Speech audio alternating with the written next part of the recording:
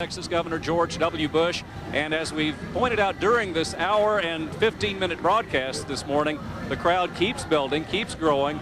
I can't see anything but people from where I am, and it wasn't like that an hour ago. And many people have been trying to maneuver to where they hope Governor Bush will be walking in so they can get a handshake.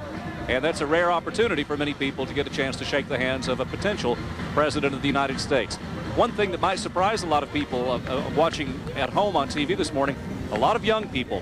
As we pointed out earlier, some children who are homeschooled, also some from public and private schools, but many of them today going around looking for someone who's a figure of authority to sign a note that would prove that they were here today. They can take back to school and show this is part of a civics lesson, perhaps.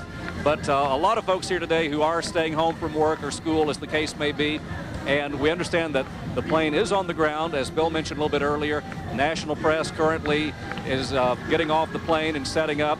And Congressman Wamp a few moments ago went over a very specific set of signals so that this crowd will be able to say certain things on cue during Governor Bush's speech.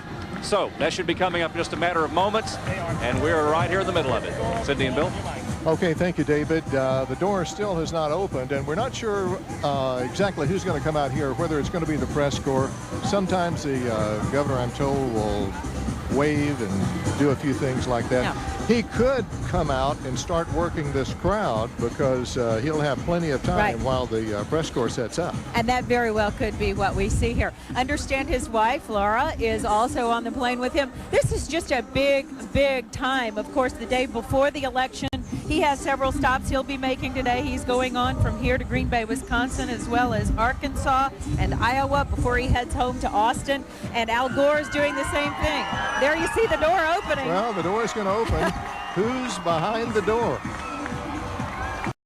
The surplus is the people's money. It's your money.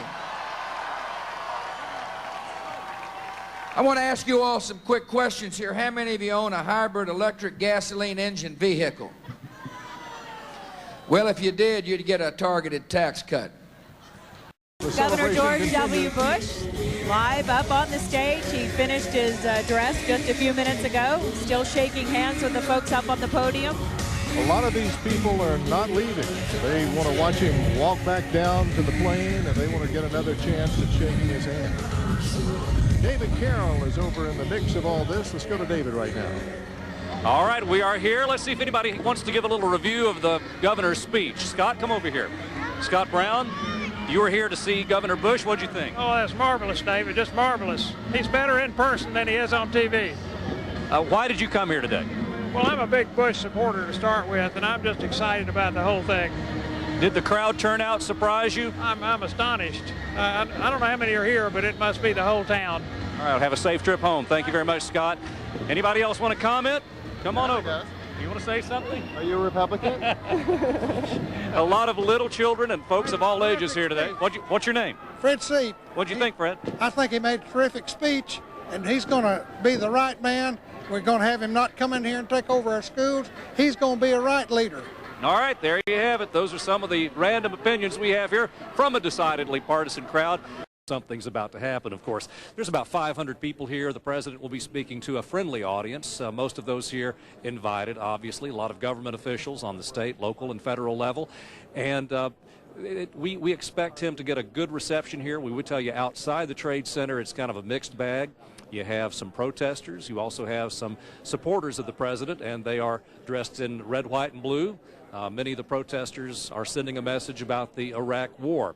So he will get a mixed greeting outside the Trade Center, but a very friendly greeting once he gets inside here.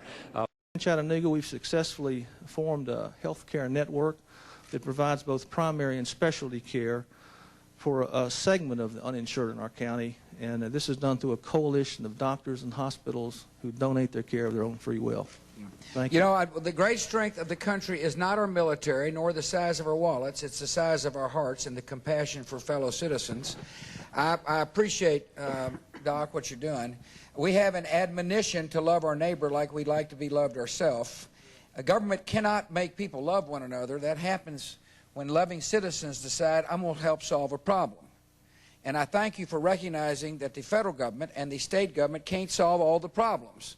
instead of waiting around for them to do something they cannot possibly do, you have stood up and done it yourself. And for that, I congratulate you and thank you.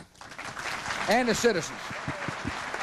It's interesting. It was somewhat a partisan crowd. As we mentioned, most of those who were here today were invited. There were more people here than they had seats ready for, more than 500 people. Pretty much everybody who's anybody, a who's who in local politics was here. Also the business and healthcare industry represented very well. There were a few people we talked to just in the last couple of minutes since the president is here who compared the format to a talk show or an infomercial. None of us really knew exactly what to expect here today, whether it would be a speech with a few folks given a chance to say something, or exactly what the format would be. We didn't know if there would be questions and answers from the audience. We didn't know if there would be a role from the senators, Alexander and Corker, or Congressman Wamp, or Lieutenant Governor Ramsey, several Republican officials who were here.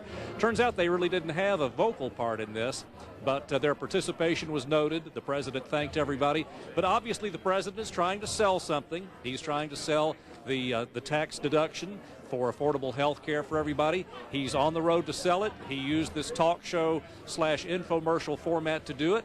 We'll just have to see how it plays with the public and with, more importantly, with members of the Congress. He did make something of a subtle request for people to contact members of Congress. As he said, Zach Wamp is already on board, but he is concerned about the Democratic side.